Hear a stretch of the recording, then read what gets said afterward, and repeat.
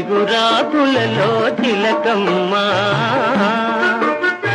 చిన్న మాట వినరావమ్మా. అరే ఇరుగా సైకిల్ సైకిల్ సైకిల్